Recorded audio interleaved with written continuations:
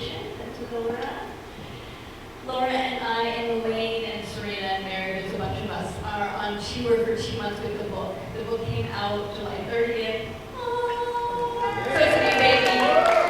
And we're on a 2-month, 25-city tour across the United States. And this is our 4th stop. And I called Ruby and Zed was like, I must come to Celebration Circle. Can you make room? And it worked out beautifully. In these times that we are in, there are rapids. The river gets rough. There are narrow places. There are big waves. But there are also places of rest. There are also places of smooth water where we can enjoy the scenery. And as we navigate what I call the river of life, we want to remember that there are times to paddle, there are times to rest, and there are times to jump naked in and to really enjoy. This book, Wild, Willing, and Wise, was birthed out of the pandemic, and I actually started writing a very serious book first, and then realized that's not what we need right now.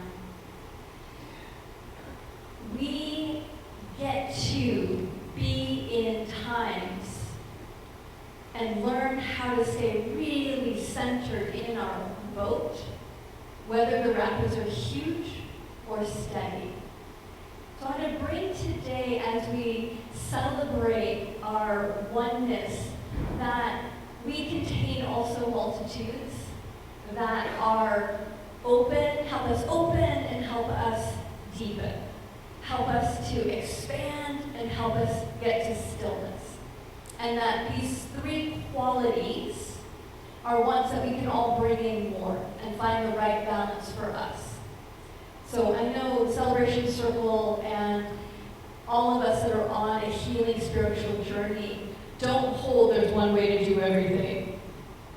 If you just do it right this way, you can check it off the box and you'll be happy forever. If you just find the right connection or the right way. We know that it's a journey and that the journey changes and that we change in the journey. And so these 3 guides help us on our journey. They're inner guides, but they're also external guides as well. So, wild. Each of us has this wild animal aspect of us. That is our creativity, our joy, our sense of let's jump in, let's try, let's have an adventure. And for many of us, that has been turned down in these times. We actually need to turn it up and come back into balance with our wild. And that place of deep willingness to make mistakes and to try again. To be playful, to be curious, to laugh at ourselves, especially.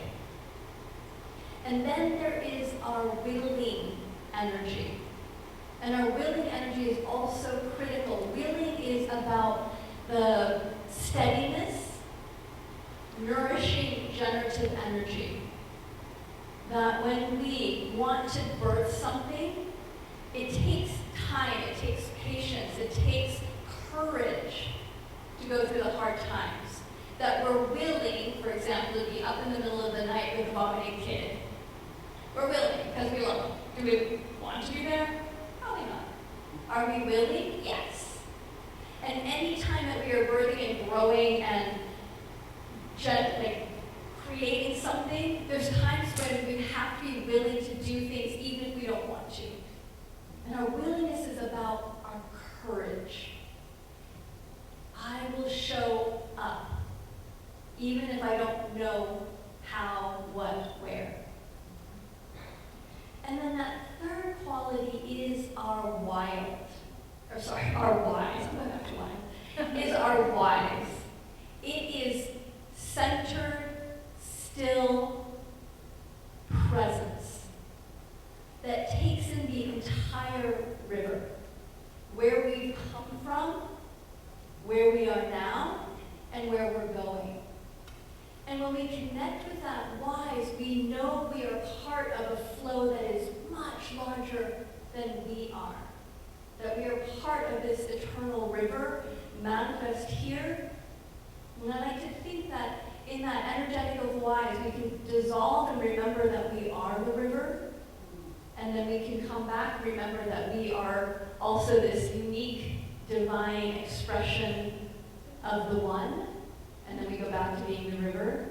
And we can see in each person that reflection of life moving, of life flowing. And the energy of wise is compassion. People sometimes ask me, well, how do you know if you've really connected to wisdom? And my sense is when you're squeezed, what comes out naturally is compassion and love, rather than judgment and fear. There still may be fear, there still actually may be judgment, but the judgment is held in love and compassion. That wisdom is within all of us. It's not something that we have to find outside, that we can turn in. And that these three energies are also the spark. So if you're lighting a fire, when you first create a fire, that spark is the wild. It's the yes, let's try it. The willing is the fire. And the fire then that needs to be fed. And that when you have a fire, you listen to the fire. What does that fire need? How much wood? How much air? And what are the places where putting something on the fire doesn't actually serve it, doesn't actually get it?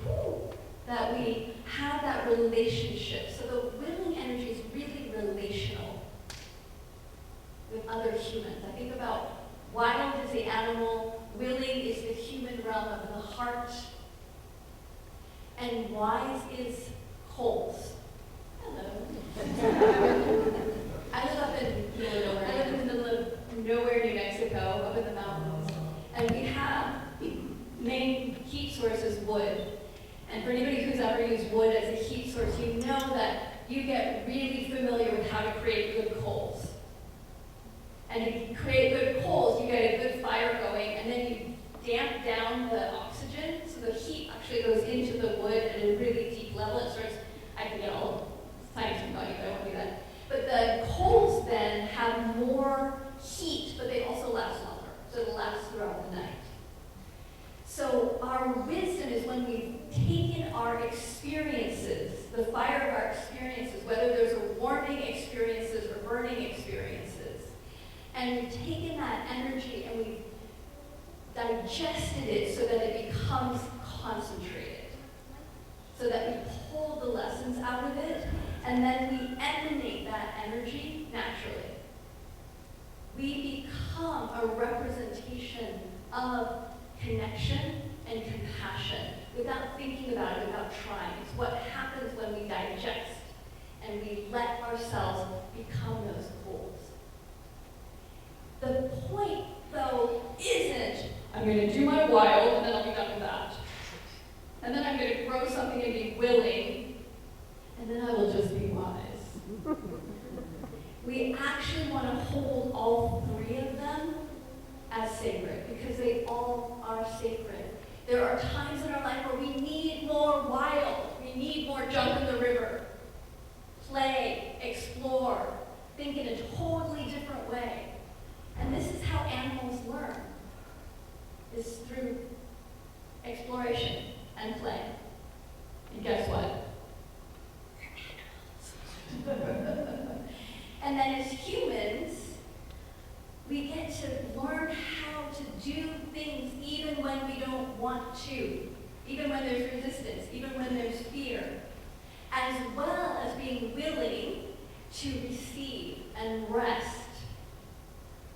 So that willing energy is beneficial to us of building up courage, both to take action and to not take action as appropriate. And then the wise, in a way, holds all of it. The wise helps us to be flexible and fluid of which energy do I need now. want to be in relationship with the world, with myself, with the divine. So we're going to do a little meditation to deepen into these three energies and play with them. So I'm going to get your physical body comfortable. And I always ask this, if you moved, why wasn't your physical body comfortable before? I hope you do. Good. So if you want to put one hand on your belly and one hand on your heart, take a breath.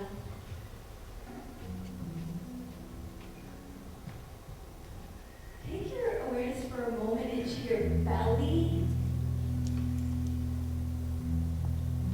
and connect with your wild. So think about a feeling sense of joy and play. Remember a time maybe when you were a child, maybe earlier this week,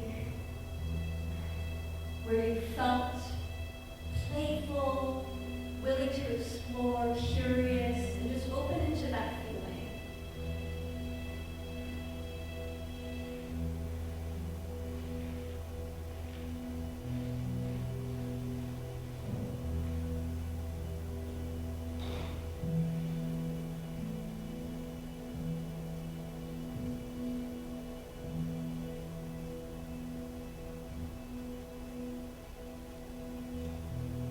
Bringing your awareness then to your heart. And as you breathe into your heart, what does willingness feel like? Opening into an experience of willingness, which doesn't mean you know, it means you're open. So together, let's breathe into our hearts and breathe into that quality of willingness.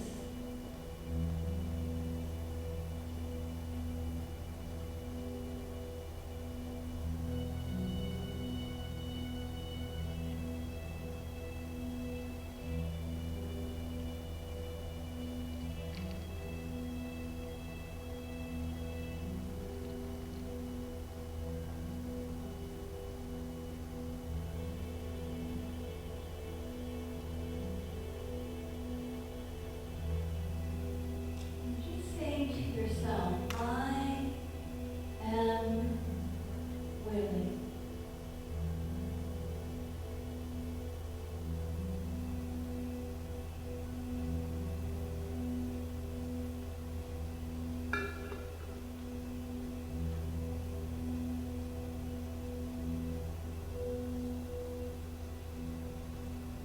Beautiful. And then bringing your awareness, imagine you have a third hand, third arm, connecting to your intuition, connecting to your whys.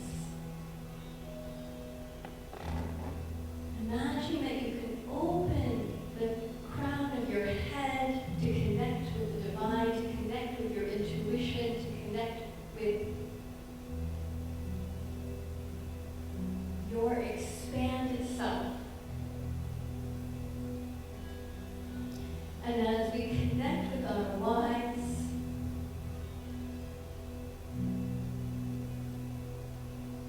to imagine that you can call in someone in your life who has been a wise inspiration to you, who has held that energy of wise. And just imagine that they're facing you and looking into your eyes.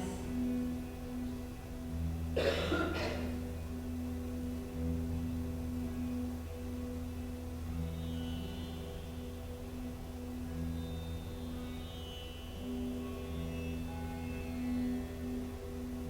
bring that energy of wise into your being. Compassion, patience, presence. And imagine that you're looking into someone else's eyes that you care about. And just sharing that wise. No words, no need to explain or tell them who to be, that you just embody your connection to the divine.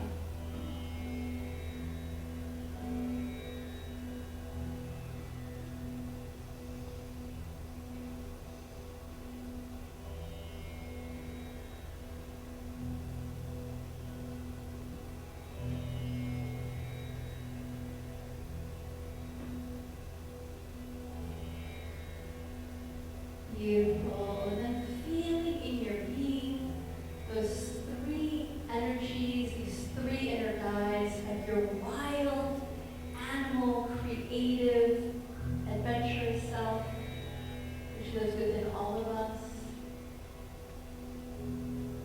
of your willing heart, your open courage, and your deep wisdom.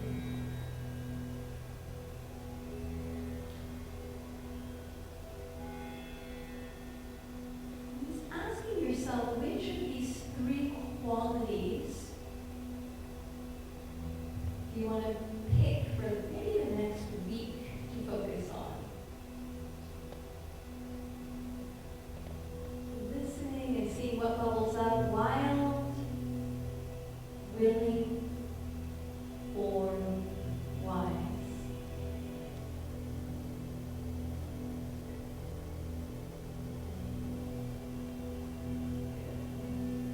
And when you're ready, you can open your eyes and be present here.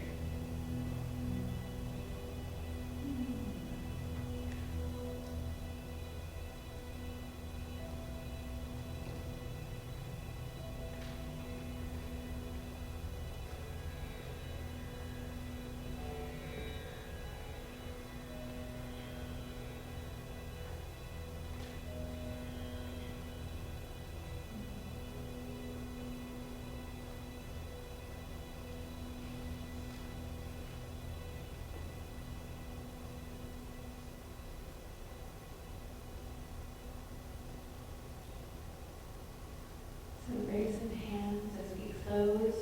Wild? Who has wild as like, I'm going to play with wild over the next week? Nice, I like it. Okay, should we do a wild roar really quickly?